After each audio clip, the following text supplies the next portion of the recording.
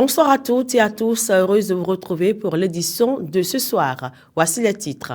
Mission de maîtrise d'œuvre complète dans le cadre de la reconstruction des centres hospitaliers départementaux CHD de la Takora et de la Donga. C'est l'une des décisions prises ce mercredi en Conseil des ministres par le gouvernement. Expansion 2025. L'événement a démarré depuis hier à la mission Source de Vie à Cotonou. Il s'étend sur 3 jours autour du thème « Préparer le chemin ». Hors du Bénin, à 6 semaines des élections générales du 15 janvier 2026 en Ouganda, l'ONU, à travers un communiqué publié ce mercredi, dénonce des manœuvres répressives visant l'opposition et les médias et appelle Kampala à cesser ces pratiques afin de garantir un scrutin pleinement pacifique.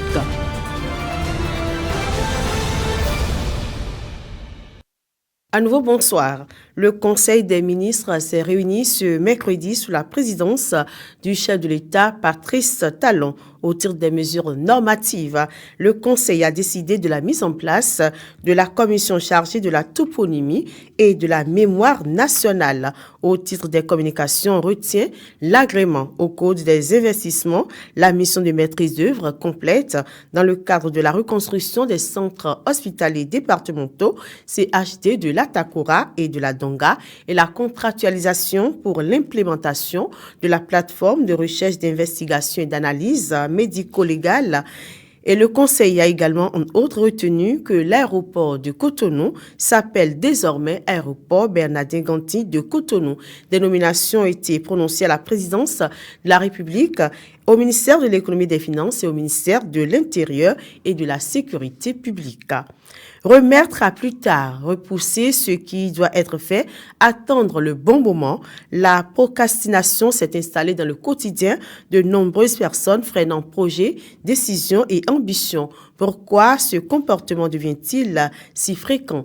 Élément de réponse dans ce reportage. La procrastination est aujourd'hui l'un des comportements les plus répandus dans la société moderne. Remettre à plus tard une tâche importante, repousser une décision ou différer une action essentielle. À l'ère des distractions permanentes, elle s'est installée comme une habitude presque banale, mais dont l'impact ne cesse de grandir. Ce comportement se manifeste de 1000 manières. Certains repoussent un travail urgent, d'autres remettent à plus tard une décision importante ou une simple organisation de la journée. D'un point de vue spirituel, c'est d'abord le fait de remettre quelque chose qu'on doit faire aujourd'hui à plus tard. Remettre ce qu'on doit faire à l'instant à plus tard. Et je peux vous dire, ce qui s'ensuit là, c'est que celui qui remet à demain trouve malheur en chemin. Tout le monde sait ça là. Même si ce n'est pas... Tout le monde sait ça, même si ce n'est pas dans la Bible. Mais la parole de Dieu même, quand vous remettez ce que vous devez faire aujourd'hui à demain, c'est que nécessairement, ça peut attirer de malheur. Et malgré la bonne volonté, l'action tarde souvent à venir. Le temps, lui, continue sa course. Notre Dieu, c'est un Dieu d'ordre, c'est un Dieu de temps. La ponctualité chez Dieu, ça ne se négocie pas. Vous allez voir que même dans la déontologie de notre travail, quand on commence par apprendre quelqu'un à comment il doit exercer le ministère, tout ça là, on doit la ponctualité. Dieu est comme ça. Quand Dieu vous dit, vous avez un rendez-vous avec Dieu, aujourd'hui.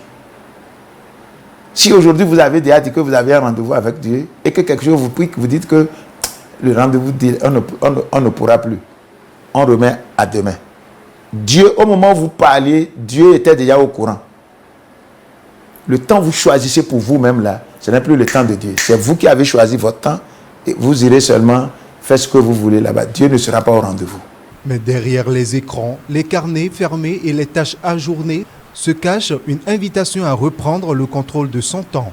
La procrastination n'est pas une fatalité. Il suffit parfois d'un déclic, d'une prise de conscience pour transformer le « je le ferai plus tard » en un « je commence maintenant ». Direction la mission Source de Vie à Cotonou qui a lancé Officiellement, la toute première convention expansion 2025, une rencontre spirituelle qui s'étend sur 3 jours autour du thème « Préparer le chemin » pour cette ouverture qui s'est déroulée dans la soirée de ce mercredi 3 décembre 2025. Les participants ont été édifiés par un message centré sur comprendre le Saint-Esprit et les dons avant de vivre un temps de ministère marqué par des miracles. Némi Dera et Credo Defli.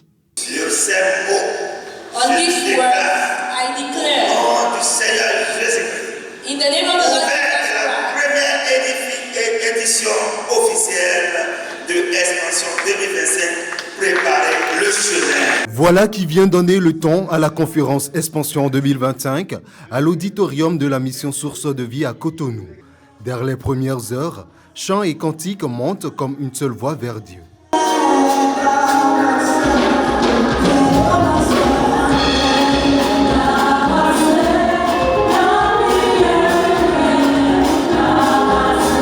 Placés sous le thème général « Préparer le chemin », tous attendent un repositionnement spirituel. Et pour ce premier jour, le thème abordé par l'orateur est comprendre le Saint-Esprit et ses dons. Tu es la seule personne qui sait ce qu'elle attend de Dieu. People will look at your life. Les gens regarderont votre vie and think that you are okay. Et vous penseront que tout va bien. People look at your ministry. Certaines personnes vont regarder votre ministère and think that your ministry is okay. Et penseront que tout va bien avec vos ministères. People will look at your family. Certaines personnes vont regarder votre famille and think that everything is okay. Et vont penser que tout va bien avec votre famille. You are the only one who knows. C'est la seule personne qui sait what you want from God. Ce que vous attendez de Dieu. La suite de la soirée a été marquée par un temps de ministère de guérison et de miracles, sous des applaudissements des participants venus expérimenter la gloire de Dieu.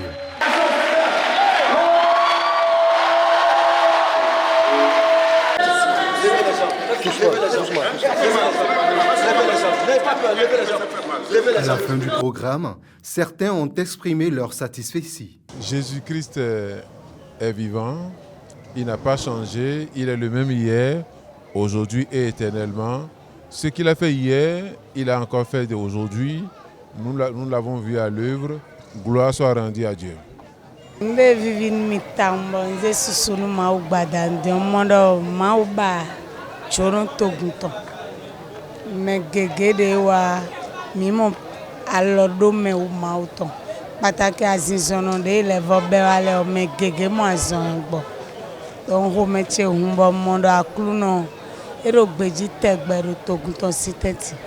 La conférence Expansion 2025 s'annonce comme un rendez-vous où l'auditorium, mission Source de Vie, entend non seulement préparer le chemin, mais avancer avec assurance sur la conduite du Saint-Esprit. Un nombre incontable de gens recherchent le bonheur et bien d'autres choses. Pour les avoir, d'aucuns s'adonnent à la quête effrénée de l'argent et de la renommée. D'autres se livrent à l'alcool, au sexe, au jeu et bien d'autres choses. Cependant, il y a une personne dont la présence avec nous et en nous apporte d'inimaginable, bien j'y arrive, d'inimaginable bienfaits que l'or et l'argent ne peuvent acquérir. Suivons le reportage que nous propose Sinatou Aouadjovi et Credo Defli. Dans le psaume 46, le verset 2, il est écrit « Dieu est pour nous un refuge et un appui, un secours qui ne manque jamais dans la détresse. Expérimentons au quotidien les bienfaits de la présence active de Dieu. Certains croyants interrogés révèlent. Avant que je ne donne ma vie à Jésus, je suis une femme très très colérique. Et je ne pardonne pas aussi également. Mais avec cette présence et cette communion avec le Saint-Esprit de jour en jour, ça a changé beaucoup de choses en moi. Aujourd'hui, ceux qui me connaissaient il y a 20 ans en arrière me disent qu'aujourd'hui, mais elle est devenue une femme douce. Dieu nous donne d'abord une confiance. On n'a plus peur. Même c'est comme David a dit, même si je marche dans la vallée de l'homme de la mort, je ne crains aucun mal. Je ne crains aucun mal parce qu'il sait qu'il n'est pas seul, que Dieu est là pour le secourir. Dès que tu as déjà la présence de Dieu en toi, Désormais, c'est lui qui te guide. Dans tout ce que tu veux entreprendre, tu as la voix de Dieu qui te parle. Si c'est une mauvaise chose, dès que tu as le Saint-Esprit en toi, il t'avertit, il dit non ma fille, ne t'avance pas dans cette direction. Ce n'est pas bon. Abondant dans le même sens, le pasteur Saturnin Kotoki partage ici quelques-uns des bénéfices de la présence de Dieu dans notre vie et invite les uns et les autres à cultiver cette présence en eux. Les bienfaits de la présence de Dieu et de la culture de cette présence dans la vie de l'humain, déjà ça permet à l'humain d'être équilibré. C'est-à-dire que lorsque tu cultives la présence de Dieu, tu es en phase, c'est-à-dire tu vis une vie, oh là là, merveilleuse. Hein? Dieu maintenant, c'est lui qui ouvre les portes. C'est lui qui ouvre les portes. Donc, la vie équilibrée suppose que tu es en relation parfaite avec Dieu et tu es aussi en relation parfaite avec l'humain, avec tes semblables. Parce que Dieu étant là et Dieu prenant la paix, tu es un homme de paix. Dieu donnant, n'est-ce pas, les bénédictions et consorts, donc tu as de quoi subvenir à tes besoins. Donc, c'est important pour nous de cultiver la présence de Dieu dans notre vie, de vivre suivant la présence de Dieu, parce qu'il n'y a que de bonheur dedans.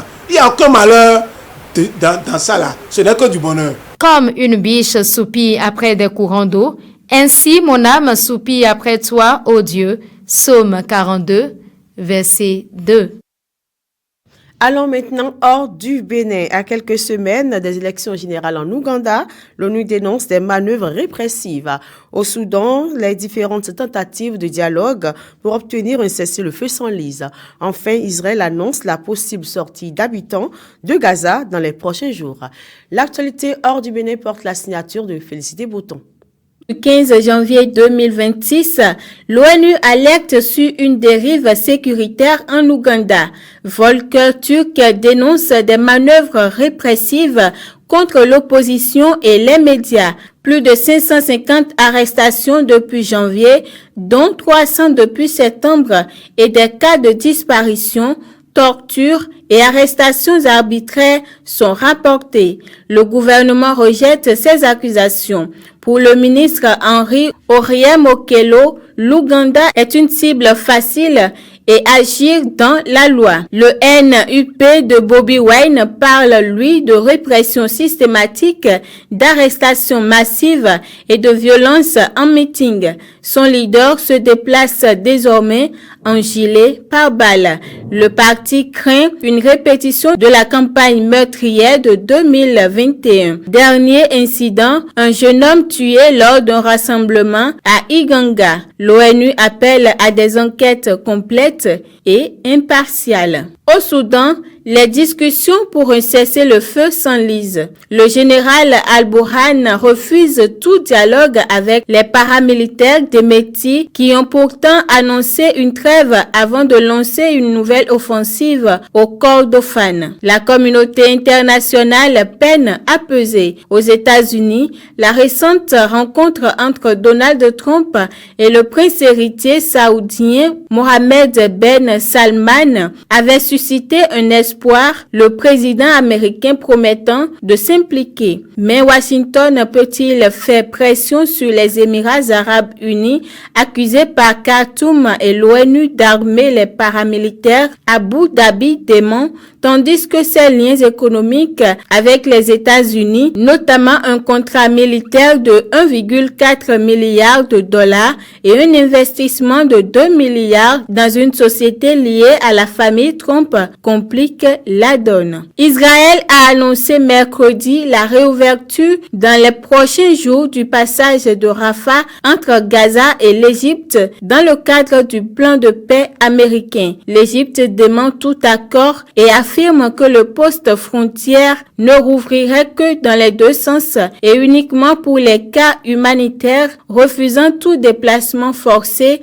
de Palestiniens. Plus de 16 500 patients migrants attendent une évacuation médicale hors de Gaza, selon l'Organisation mondiale de la santé OMS. Faute de soins, au moins 740 personnes sont déjà mortes depuis 2024. Rafah reste essentiel pour l'aide et les évacuations dans une bande de Gaza au système de santé effondré. C'est la fin de cette édition. Mesdames et messieurs, merci pour votre attention. Je vous retrouve demain à la même heure, par la grâce de Dieu. Portez-vous bien.